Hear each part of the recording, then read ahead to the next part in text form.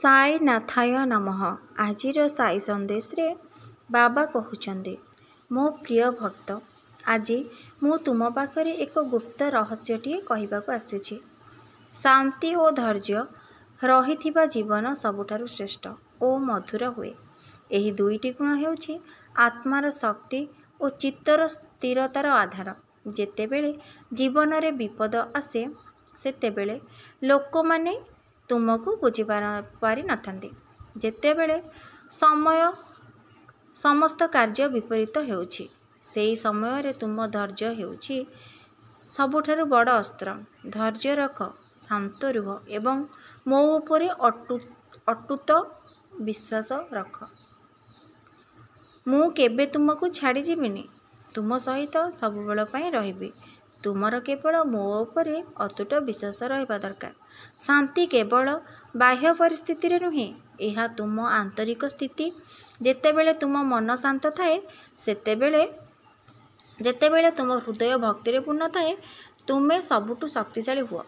ଯେପରି ବଡ଼ ବଡ଼ ପାହାଡ଼ ଶାନ୍ତ ଭାବେ ଆକାଶକୁ ଛୁଏଁ, ସେହିପରି ତୁମର ଶାନ୍ତ ଚିତ୍ତ ତୁମକୁ ଦିବ୍ୟ ଶକ୍ତି ଦେଇଥାଏ।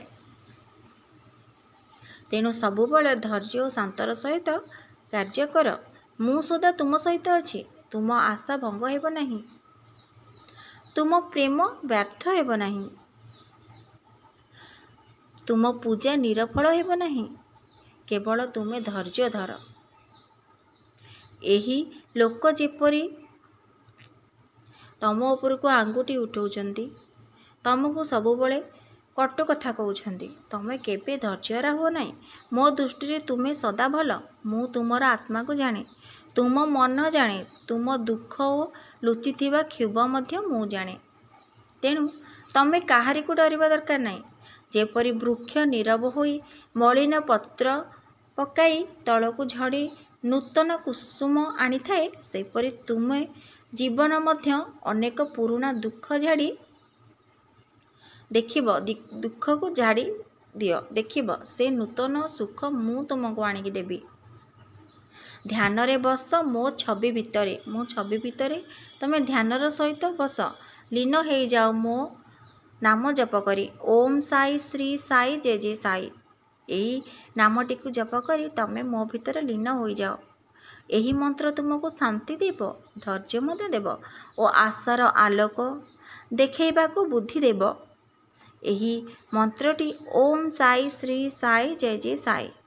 ଏହି ମନ୍ତ୍ରଟି ସବୁବେଳେ ଜପ କର। ମୁଁ ଏହି ଜନ୍ମରେ ଏବଂ ପରଜନ୍ମରେ ମଧ୍ୟ ତୁମ ସହିତ ଅଛି। ମୁଁ ତୁମ ଦେହରେ ନୁହେଁ, ତୁମ ଆତ୍ମାରେ ଅଛି। ତୁମ ହୃଦୟରେ ମୋ ନିବାସ। ସେଠି ମୁଁ ଶୁଣୁଛି ତୁମ ବିନତିରୁ, ଦେଖିଛି ତମ କାର୍ଯ୍ୟ ଓ ଅନୁଭବ କରିଛି ତୁମ ଭକ୍ତି। ମୁଁ ତୁମ ଭିତରେ ସବୁବେଳେ ରହିଛି। ତମେ ସେଥିପାଇଁ ସବୁବେଳେ ମୋ ନାମ ଜପ କର। ଶେଷ କଥା, ଜୀବନରେ ଯେତେବେଳେ ତୁମେ ଅନ୍ଧାର ଦେଖିବ, ଶାନ୍ତ ରୁହ। ମୁଁ ଆଲୋକ ନେଇ ଆସୁଛି। ଯେତେବେଳେ ଦୁନିଆ ତୁମ ବିରୋଧ କରେ, ଧୈର୍ଯ୍ୟ ଧର।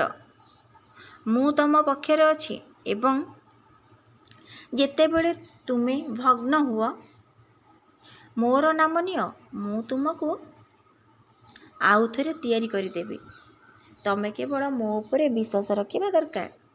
ସବୁବେଳେ ମୋ ନାମ ଜପ କରିବା ଦରକାର।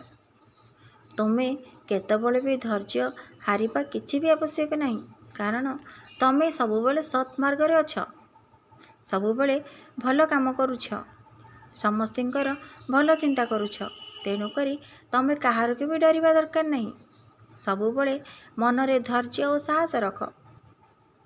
ମୁଁ ତୁମକୁ ନୂଆ ଆଶା ଆଣିକରି ଦେବି। ମୁଁ ତୁମକୁ ନୂତନ ମାର୍ଗ ଦେଖାଇବି। ତମକୁ ନୂଆ ଜୀବନଟିଏ ଗଢ଼ିବାର ସୁଯୋଗ ଦେବି। ତମେ ସବୁବେଳେ ଉତ୍ତୀର୍ଣ୍ଣ ହେବ ସବୁ କାର୍ଯ୍ୟରେ, କାରଣ ତମ ବାବା ହିଁ ତମ ସହିତ ଅଛି। ତମେ କେତେବେଳେ ବି ହାରିବ ନାହିଁ। ମନରେ ସାହସ ରଖି କାର୍ଯ୍ୟ କରିଚାଲ। ତମେ ସମସ୍ତଙ୍କର କଥା ବୁଝ, ସମସ୍ତଙ୍କର ଯତ୍ନ ନିଅ। ତମର ଦାୟିତ୍ୱ ମୋ ଉପରେ ଛାଡ଼ିଦିଅ, କାରଣ ତମେ ସବୁବେଳେ ମୋ ଉପରେ ବିଶ୍ୱାସ କରିଛ, ମୋ ଉପରେ ଆଶା ରଖିଛ। धैर्य रखिच जे मो साई मते सबुबले साहा हेबे तेणुकरी मु तम सहित सबुबले रहिछि ए जन्मरे नुह सबु जन्मरे तमे तम काम करि चल निजर जत्न नियो निज परिवारर जत्न नियो समस्तिंकर मंगल चिंता कर